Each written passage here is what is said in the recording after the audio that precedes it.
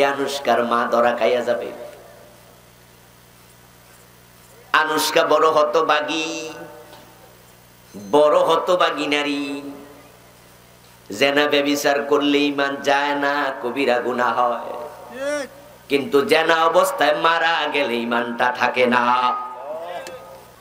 সন্তান কোথায় যায় রাত কাটায়, কোথায় দিন কাটায়, কার সাথে মিশেছে, কোথায় গাঁজা খাইছে, কোথায় পতিতাবৃত্তি করেছে তোমার মেয়েটা।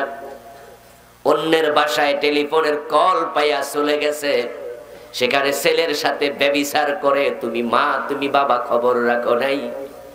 যখন ধর্ষিতা হইয়া রক্ত বেশি যাইয়া মইরা গেছে, এখন তুমি কান্দো, প্রধানমন্ত্রীর কাছে আমি বিচার চাই, আমার মাইয়ারে দর্শন কইরা মারছে কেন? যখন দর্শন করলো তখন তুমি কোথায় ছিলা? যুবতী মেয়ে পরের বাসায় চলে যায়, সেখানে দর্শিতা হবে না তো হালুয়া রুটি খাবে নাকি?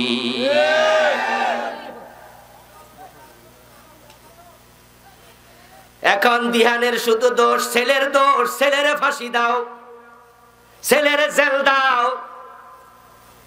ছেলে আমার মাইয়াটারে মাইরা লাইছে কেন? আনুষ্কার মা তুমি কেন এখন কাঁদো?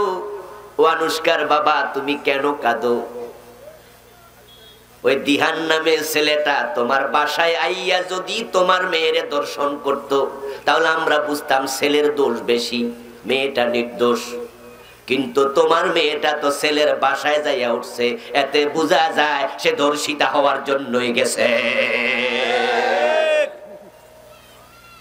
বাবারে বাবা, আগে শুনতাম ফোলাফান যায়, ওর মাইয়াও যায়। মেয়েটা ছেলের বাসায় হাজির হয়েছে, ধর্ষিতা হবে না তো হবে কি?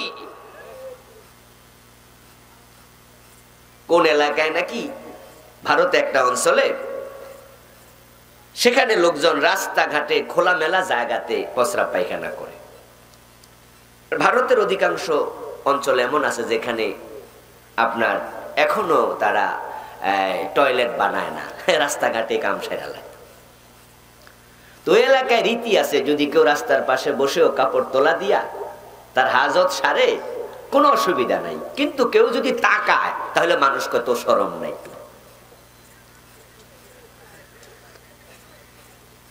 কথা কি বুঝলেন? যে রাস্তার পাশে খাড়াইয়া বইয়া কাম সারতাছে কাপড় তোলা দিয়া, কোনো অসুবিধা নেই। কিন্তু কেউ যদি ছাইয়া লায়, কত শরম নাই রে। আশ্চর্য আইন, আশ্চর্য আইন। ঠোঁটে লিপস্টিক লাগায়া চেহারার মাঝে বিউটি পার্লারের সাজগোজ সব নিয়া, তারপরে বুকের কাপড়টা ফালাইয়া, আল্লাহ তোমার বুকে যে সৌন্দর্য দিছে এটারে জোড়া তালি দিয়া আরো বাড়াইয়া তারপরে রাস্তায় হাঁটো। যুবক যদি তাকায়, কয় তুই শরম নাই, তাকাইলি কেন? আশ্চর্য, তাই তুমি দেখাইলা কেন?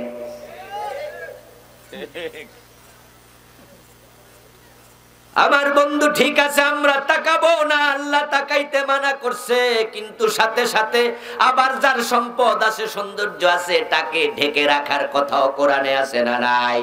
আল্লাহ তোমারও কইছে ঢাইকা রাখতে। মেয়েটাকে এমন বানাইছো যে আরেকজন মোবাইল করছে, আমার বাসা ফাঁকা আছে, আমার বাসায় দৌড় মাইরা চইলায়। ওই মেয়েটা 18-17 বছরের যুবতী নারী পরের বাসায় যাইয়া হাজির। পত্র পত্রিকায় যা পড়লাম, যা দেখলাম, মেসেজ নিউজে যা পাইলাম, মেয়েটা সাধারণ ধর্ষণে মরে নাই, জঘন্য কিছু করা হয়েছে। এতে বোঝা যায় মেয়েটার সাথে দিহানের এই জাতীয় নিকৃষ্ট সম্পর্ক এটা আজকে নতুন নয়, এই সম্পর্ক অনেক দিন আগ থেকেই চলছিল। যদি সেদিন তারা ব্যভিচার করে মেয়েটা সুন্দর করে ঘরে ফিরে আসতো, দিহানের মাও জানতো না, আনুষ্কার মাও জানতো না, দুনিয়ার কেউ জানতো না তারা যে ব্যভিচারী। এরকম হাজার হাজার আনুষ্কা, হাজার হাজার দিহান বাংলাদেশে আছে না না?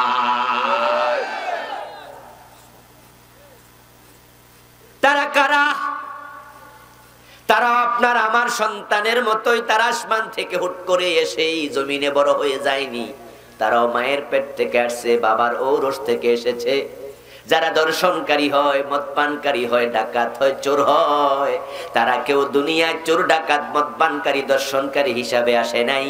তারা ছোট্ট ছিল। তারা খারাপ হওয়ার পিছনে তাদের মা বাবার দায়ভার আছে না নাই? তোমার সন্তান, তোমার সম্পদ তোমার জন্য পরীক্ষা। হাসরের মাঠে মাথায় নূরের তাজ সন্তানের উসিলা আল্লাহ দেবে। কত বাবা সৌভাগ্যবান বাবা। আবুল কালাম আজাদের ওয়াজ শোনার জন্য বন্ধু তোমরা দৌড়াই আসছো। এই আবুল কালাম আজাদ নিজে নিজে কামেল পাশ করে মাওলানা হয় নাই। ওর বাবা ওরে ছোটকালে মাদ্রাসায় পাঠাইছে, লেখাপড়া করছে কিনা খবর নিছে, ঠিকঠাক না চললে ধমক মারছে, সোজা রাস্তায় চলতে বাধ্য করছে। ওই বাবা আশা করছে আমার ছেলে যদি মানুষ হয়, বড় আলেম হয়, আল্লাহর ওসিলা নূরের তাজ আমার মাথায় দেবে।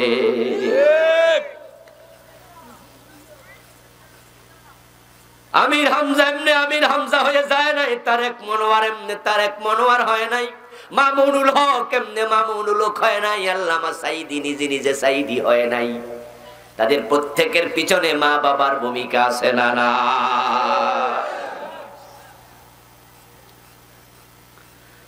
আমল করলাম আমি, কোরআন পড়লাম আমি, নূরের তাজ আমার বাবা কেন পাবে?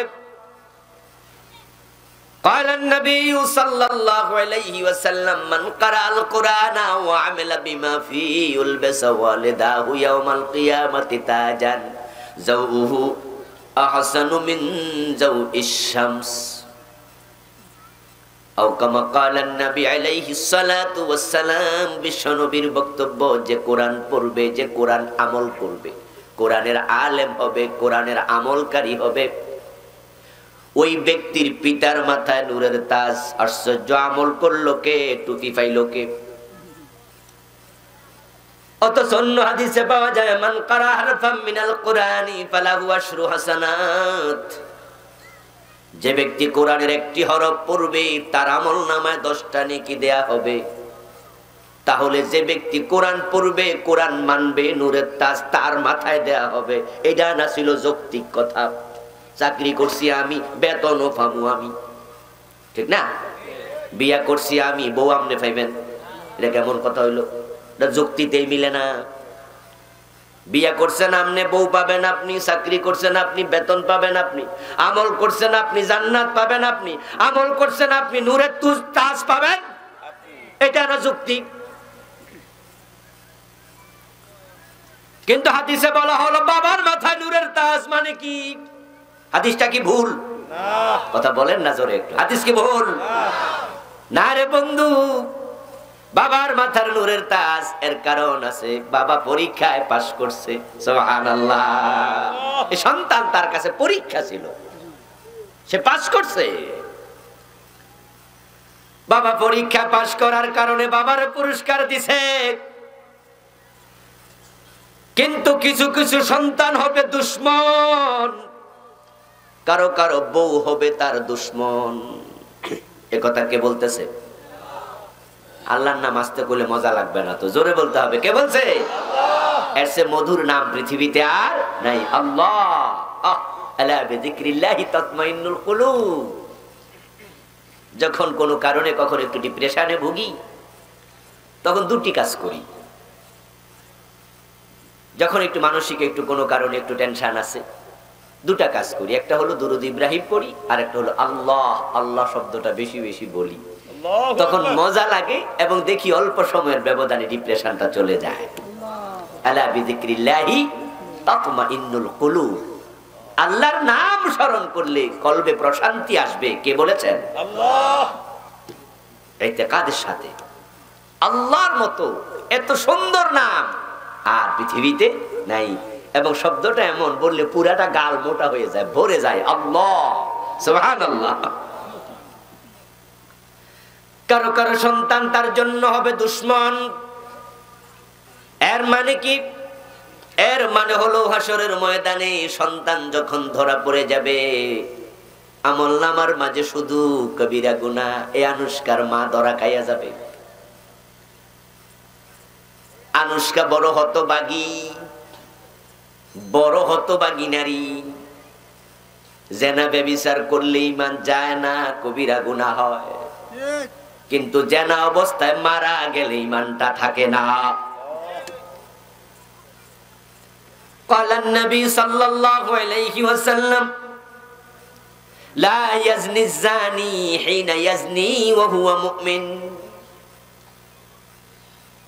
জেনাকারী জেনা করে না, যদি জেনা করা অবস্থায় মারা যায় তার ঈমানটা থাকে না। জেনা করা অবস্থায় কলবে ঈমান থাকে না। এই হাদিসের ব্যাখ্যায় পাওয়া যায় জেনা করা অবস্থায়, চুরি অবস্থায়, ডাকাতি অবস্থায় ঈমানহীন হয়। এর মানে তার কলব থেকে ঈমানটা বের হয়ে শূন্যে ঝুলতে থাকে। যদি সে জেনা থেকে বের হয়ে যায় ঈমানটা আবার ফিরে আসে। কিন্তু আনুষ্কার ঈমানটা তো ফিরে আসার সুযোগ নাই, সে তো জেনা অবস্থায় মরে গেছে। হাসরের ময়দানে জাতীয় আনুষ্কারা দাঁড়ায় যাবে মায়ের বিরুদ্ধে, বাবার বিরুদ্ধে মামলা নিয়া। ওই সালমান খান আত্মহত্যা করেছে, সিনেমার নায়ক দাঁড়ায় যাবে বাবার বিরুদ্ধে, মায়ের বিরুদ্ধে মামলা নিয়া। যে সমস্ত মেয়েরা লাখ লাখ কবিরা গুনাহ, কোটি কোটি কবিরা গুনাহ নিয়ে মরছে, ছেলেরা মারা গেছে, আল্লাহ বলবে যা যা জাহান্নামে যা, খুজুহু ফাগুল্লুহু সুম্মাল জাহিমা সাল্লু। ও ফেরেশতারা তারে ধর, তারে হাতের মাঝে হাত করা পড়া, পায়ের মাঝে ডান্ডা বেরি পড়ায়া দে। সুম্মাল জাহিমা সাল্লুহু, তারপরে জাহান্নামের মাঝখানে ফেলে দে। তখন ওই ব্যক্তিকে আত্মপক্ষ সমর্থনের সুযোগ দেয়া হবে। কথা বলতে তুমি অনুমতি পাবে, কোনো কথা থাকলে বলো, তোমাকে এখনই জাহান্নামে ফেলে দেয়া হবে। ফাঁসির আসামিকে ফাঁসি দেওয়ার আগে বলা হয় তোমার শেষ কোনো কথা আছে নাকি, কোনো আশা আছে নাকি? ঠিক না, বলে না কিছু খাইবে নাকি? ফাঁসির আসামিদেরকে বলে তোমার শেষ আশাটা সম্ভব হলে আমরা পূরণ করতে চাই। যদি ফাঁসির আসামি বলে যে আমি এটা কাঁঠাল খেতে চাই, সরকারের লোকেরা টাকা খরচ করে হলো ব্যবস্থা করার চেষ্টা করে, যদি কোনো কাঁঠাল পাওয়া যায় কাউরান বাজার আইসা হইলো নিয়ে যাবে পুরান ঢাকায়, নিয়ে যাবে জেলখানা। ঠিক আছে, খাও। আল্লাহ তাআলা তাকে সুযোগ দেবেন। তখন ওই নায়িকা, ওই গায়িকা, ওই নায়ক, গুনাহগার, জালেম বলবে আল্লাহ, ওই মদপানকারী ছেলেটা বলবে, আনুষ্কা বলবে আল্লাহ আমার এত কবিরা গুনাহ, আমি একাই বুঝি দায়ী। যদি আমার মা আমারে কন্ট্রোলে রাখতো, বাবা বোরকা সিলাইয়া দিত, আমারে আমার বাবা নাসের স্কুলে ভর্তি না করতো, আমি রাতের বেলা একার সাথে সময় কাটাইছি যদি একটু কন্ট্রোল করত, ধমকায়া সোজা পথে দিত, আমার ওই কওমি মাদ্রাসায়, আলিয়া মাদ্রাসায় ভর্তি করত, আমার দোস্ত আর কামেল পাস করছে, এ কত বড় আলেম হয়েছে, কত ওয়াজ করে মানুষে হেদায়াতের পথে ডাকছে, আমিও তার মতো হতে পারতাম। কিন্তু বাবা তো আমার মাদ্রাসায় না দিয়া গানের স্কুলে দিছে, আমার একা দোষ কেন? বাবা ডারে ডাকো। আমি যে কটিয়াদি কলেজে গেছি, কটিয়াদি স্কুলে গেছি, আমি সুন্দরী যুবতী,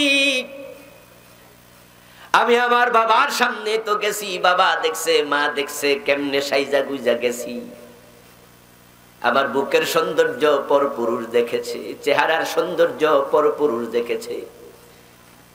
এমন ভাবে বোরকা গায়ে দেয়, বোরকাটা এত টাইট ফিট, দেহের কোন অঙ্গ কেমন বোরকার ভিতর থেকে স্পষ্ট হয়ে যায়, পিছন দিয়া বা রশি দিয়া মাজার সাইজ কত সেটাও দেখায়, এমন বোরকাওয়ালাও আছে না নাই? পাশে মহিলাদের প্যান্ডেল আছে, মা বোনেরা শোনো, আজ আমল করার নিয়তে শোনো। তোমাকে বোরকা পড়তে কেন বলা হয়েছে? তোমার দেহের সৌন্দর্য যেন পরপুরুষ না দেখে। তোমার চেহারা কত সুন্দর, ঠোঁট কত সুন্দর, নাক কত সুন্দর, পর পুরুষ দেখবে না চেহারাটা ঢেকে ফেল। তোমার বুক আল্লাহ বড় সুন্দর করে বানাইছে, সৌন্দর্য আল্লাহ পুরুষকে দেয় নাই, নারীকে দিছে। তুমি এটা ঢেকে রাখবে, বুক ঢেকে রাখবে, মাথা ঢেকে রাখবে, কিন্তু তুমি বোরকা গায়ে দিয়া পিছন দিয়া আবার রশি টানে, টানে না? পিছন দিয়া বোরকা রশি টাইনা বাঁধে, সেলোয়ারও বাঁধে। কি সেলোয়ার না কামিজ? কামিজ, কামিজে বাঁধে। এখন পেছন দিয়া তাকালে দেখা যায় তার শরীরের ডিজাইন, সাইজ। পর পুরুষ তাকায়া মজা নেয়। যতজন তাকাবে খারাপ নজরে তাদের একটা করে কবিরা গুনাহ হবে। 1000 লোক যদি তাকায় তাদের ইন্ডিভিজুয়াল 1000 একটা কবিরা গুনাহ, আর তোমার নিজের একাই হবে 1000 কবিরা গুনাহ। এই হাজী সাহেব বাবা, তুমি কি দেখোনি তোমার মেয়ে সুন্দরী কলেজে যায়? ক্রস ওড়না, ক্রস ওড়নাটা এইভাবে বুকের উপরে ক্রস করে দেয়, বুকের দুই পাশ থেকে মানুষ দেখে, দেখে না? তোমার মেয়ে সুন্দরী লিপস্টিক লাগায় গেছে, তুমি কি দেখোনি মানুষ তার দিকে তাকাচ্ছে? তুমি কেন বোরকা সিলাইয়া দিলা না? মেয়ে বলবে আল্লাহ আমার বাবা বোরকা সিলাইয়া যদি দিত এত কবিরা গুনাহ আমল নামায় আমার আসতো না। আমার নাচ না শিখালে, গান না শিখালে আমি নায়িকা হতাম না। কত নির্লজ্জ বেহায়া বাবা, তার মেয়ে সিনেমায় অভিনয় করে। আচ্ছা, সিনেমায় যে অভিনয় করে মেয়েগুলার কি বাপ নাই, মা নাই, আত্মীয় বড় ভাই নাই? তো বাবার সামনে যে তার মাইয়ারে আর এক নায়কে কোলে লইয়া নাচে, এটা কি বাবা? হতবাগা নির্লজ্জ বেহায়া বাবা। হাসরের ময়দানে মেয়েটা বলবে বাবারে ডাকো। আমি আরো আশ্চর্য হই যখন স্বামী বিয়ে করার পরে বউ অভিনয় করে। এমন স্বামী আছে বউরে কয় সালাইয়া যাও। আস্তাগফিরুল্লাহ। এই যে মৌসুমী নামে একটা আছে, এটার বাচ্চাও নাকি বয়স হয়ে গেছে 25 বছর। এইভাবে আরো যে নায়িকারি আছে অধিকাংশ গুলা বিয়া হইয়া গেছে। আমি বুঝি না রুচিটা কোথায় গেছে। আমার বন্ধু ওই জাল্লা বলছে তোমাদের কারো কারো স্ত্রী দুশ্মন হবে, কারণ স্বামী হওয়ার পরে বউরে নায়িকা কয় ঠিক আছে চালাও অভিনয়। এখন সে দেখে তার নিজের বউ আরেক বেড়া কোলে লইয়া নাচতাছে, ডলাডলি গাইতাছে, কান্তাছে, জড়াইয়া ধরতাছে, হে আবার হাত তালি দিয়া কয় দারুণ হইছে। আস্তাগফিরুল্লাহ। আমি বুঝি না রুচিটা কোথায় গেছে। আপনারা এখানে যারা বিবাহিত তারা বলুন তো, আপনার বউয়ের সাথে যদি পাশের দোকানদার মুস্কি মুস্কি হাইসা হাইসা কথা কয়, আমনের বউ দূরে দাঁড়াইয়া দাঁড়াইয়া মুস্কি মুস্কি কথা কয় হাসি দিয়া, আপনি দেখকালান, মজা লাগবে? দুই একজন চুপ করে আছে, এরার মনে কিছু কিছু লাগবো নাকি? কথা বলুন, মজা লাগবে? খারাপ লাগবে না কষ্ট লাগবে? ভালো লাগবে? কেমন খারাপ? খুব খারাপ লাগবে। কি রে আমার বউর সাথে ওই সা দোকানদার কি এর কথা কয়, আবার হাসাহাসিও করে, খারাপ লাগবে কিনা? যদি আপনার স্ত্রীর সাথে পরপুরুষ একটু হাসি দিয়া কথা কইলে আপনার পার্সোনালিটিতে লাগে, ইগুতে লাগে, আপনার খারাপ লাগে। আর ওই বেডার বউ আরেক বেডা কোলে লইয়া নাচে, হে কয় দারুণ হইছে। আচ্ছা এটা কি স্বামী না স্বামী? এগুলো এত পচা, এত পচা, এত পচা রুচি। আমি বুঝি না এগুলো মানুষ না গরু ছাগল। আমার মনে হচ্ছে আরো খারাপ। বালহুম আদাল। ওই বউটা বলবে আল্লাহ আমার স্বামীরে ডাকো। আমার স্বামী যদি বিয়ের সাথে সাথে আমাকে অর্ডার করতো এখন থেকে আর অভিনয় চলবে না। আমি ফজরের টাইমে ঘুমিয়েছিলাম, আমার স্বামী মসজিদে গেছে, নামাজ পড়ছে, ফজরের নামাজ কাজা করে নাই, কিন্তু আমি পড়ি নাই। স্বামী চাইলে আমারে কানে টান দিয়া উঠাইতে পারতো, তাই ওঠো নামাজ পড়ো, পানি ছিটিয়ে দেবে চেহারার মাঝে, অজুর পানি, অজুর পানি। অজু করে বের হয়েছে ওয়াশরুম থেকে, অজুখানা থেকে, বউটা শুয়ে আছে, বউর কাছে এসে দাঁড়িয়ে থেকে এভাবে হাত দিয়া পানি নিয়ে বউর চেহারায় ছিটাইয়া দিবা, সুন্দর করে তার মাথার মাঝে হাত বুলাইয়া দিবা, হাতে ধরে টান মারবা, ওঠো ওঠো নামাজ পড়ো, আমি মসজিদে যাচ্ছি। মসজিদ থেকে ফিরে এসে যদি দেখো এখনো শুয়ে আছে, কম্বল টেনে ফালাইয়া দিবা, জোর করে তুলে নামাজ পড়াইবা, বেনামাজি হতে দেবা না। তুমি পরীক্ষায় পাস, তোমার বউ একটা পরীক্ষা ছিল, পাস করে ফেলেছো, কিন্তু বউটা বেনামাজি, ছেলেটা বেনামাজি, মেয়েটা বেনামাজি। হাসরের দিন বলবো, আল্লাহ আমার স্বামীরে ডাকো। আমার স্বামী তো আমারে লইয়া বাজারে গেছে, মোটরসাইকেলের পিছনে বসায়া, আমি সেজে গুজে বের হয়েছি, কত পুরুষ তাকাইছে। আমার স্বামী বাধা দিলে আমি এত কবিরা গুনাহগার হতাম না। আল্লাহ আবার বলবে, ওকে স্বামী কই রে, তুই এখানে আয়, এখন তুই আর স্বামী না, তুই হয়ে গেছস আসামি। কামে আয় এখানে, তাহলে না। স্বামীকে স্ত্রীর সামনে দাঁড় করানো হবে, সন্তানের সামনে বাবাকে দাঁড় করানো হবে। এবার সন্তান এবং স্ত্রী কি বলবে কোরআন থেকে শুনুন। তারা বলবে, নাজআলহুমা তাহতা আকদামিনা লিয়াকুনা মিনাল আসফালিন। হে আল্লাহ, জাহান্নামে তো আমরা যেতেই হবে, যে অপরাধ করেছি, তবে আমার বাবারে আমি পায়ের তলায় রাখতে চাই। নাউজুবিল্লাহ বলবেন না? নাউজুবিল্লাহ। কোথায় রাখতে চায়? পায়ের তলায়। নাজআলহুমা তাহতা আকদামিনা, পায়ের নিচে রাখতে চাই। আমার স্বামীকে ডাকো, আমার স্বামীকে পায়ের তলায় রাখতে চাই। লিয়াকুনা মিনাল আসফালিন, আজকে তারা পদদলিত হোক।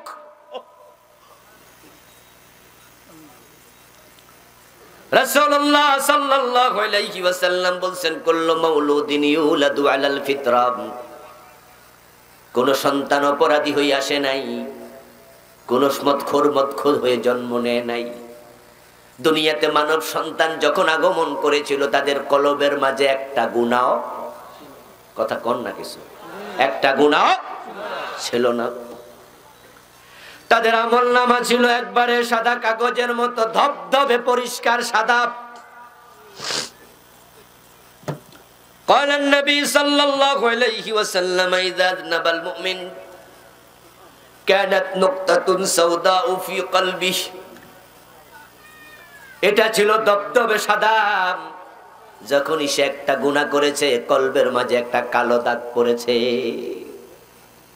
সে কিন্তু কালো দাগ নিয়ে আসে নাই, কোন হিন্দু হয়ে জন্ম নেয় নাই, কোন বৌদ্ধ হয়ে আসে নাই, কোন খ্রিস্টান হয়ে আসে নাই। ফাবুয়াহু ইউহাব্বিদানিহি, তার মা বাবা তার ইহুদি বানাইছে, আও ইউনাসসিরানিহি, নাসারা বানাইছে, আও ইউমাজ্জিসানিহি, তাকে অগ্নি পূজক মূর্তি পূজক বানাইছে। সে যখন জন্ম নিয়েছিল তখন সে ফিতরতের উপরে এসেছিল। কুল্লু মাউলুদিন ইউলাদু আলাল ফিতরা, এই ফিতরতের ব্যাখ্যা কয়েকটা আছে। এক নাম্বার ব্যাখ্যা হলো, আল্লাহ তাআলা রূহের জগতে প্রশ্ন করেছিলেন, আলাস্তু বিরব্বিকুম, ক্বালু বালা, আমি কি তোমাদের রব নই? তখন সকল রূহ বলছিল, হ্যাঁ আপনি রব, আমরা আপনার গোলাম। এই স্বীকৃতির নাম ফিতরা, এটা নিয়ে এসেছিল, আল্লাহকে স্বীকার করে এসেছিল আপনি রব। কিন্তু তার মা তাকে মূর্তি পূজক বানাইছে। মা যখন মূর্তির সামনে নম করেছে, সন্তানটাও তাই শিখেছে। আবার মা যদি কোরআন তেলাওয়াত করত, মা যদি নামাজি হতো, ওই ল্যাংটা সন্তান পাজামা পাঞ্জাবি পড়তে জানে না, ওই 2-3 বছর বয়স হয়ে মায়ের পাশে দাঁড়ায়া ল্যাংটা রুকু সেজদা শুরু করে দেয়, ঠিক না? মা যখন নামাজে খাড়ায় দেখবেন পিছিটাও যাইয়া মারা ছাইয়া এরকম করে। প্রস্রাব করে রং পায়জামা ভরাই ফেলছিল, নষ্ট করেছে, মা পাজামাটা খুলে দিয়েছে, পরেরটা পরাই নাই, এখনো ল্যাংটাই আছে। এই অবস্থায় মা কয় তুই বয়, আমি নামাজটা পড়ে আসি, তোরে প্যান্ট পরাইয়া দেব। মা নামাজে খাড়া, ল্যাংটা ল্যাংটা নামাজ শুরু করে দেয়। মা যদি কোরআন তেলাওয়াত করে, কোলের মাঝে 3 মাস 5 মাস 6 মাস বয়সের বাচ্চাই দেখবেন মা কোলে নিয়ে কোরআন তেলাওয়াত করে, কোলে বসায়া বাচ্চাটা কোলে বসে বসে আল্লাহর কোরআন দেখতে শুরু করে। আবার মা যদি জি বাংলা স্টার জলসা দেখে, কোলে বসে বাচ্চাটাও নাটক সিনেমা দেখা শুরু করে। সন্তান পরীক্ষা, সম্পদ পরীক্ষা। সাবধান, পরীক্ষায় ফেল করো না। আমার ভাইরা আমার, ভালো করে শুনুন, এই সন্তানগুলোকে আমরা নিজেরা ভালো মানুষ যদি করি, তারা সম্পদ হবে, সম্পদ। দুনিয়াতে আপনার সন্তানের কারণে আপনার চক্ষু জুড়াবে, সুনাম হবে, অমুকের বাবা, ঠিক না? আখেরাতে নূরের তাজ মাথায় আসবে। এবার আপনি বলুন তো, যে লোকটাকে আল্লাহ তাআলা নূরের তাজ মাথায় দিয়া সম্মানিত করছে, তারে কি আল্লাহ জাহান্নামী বানাতে পারে?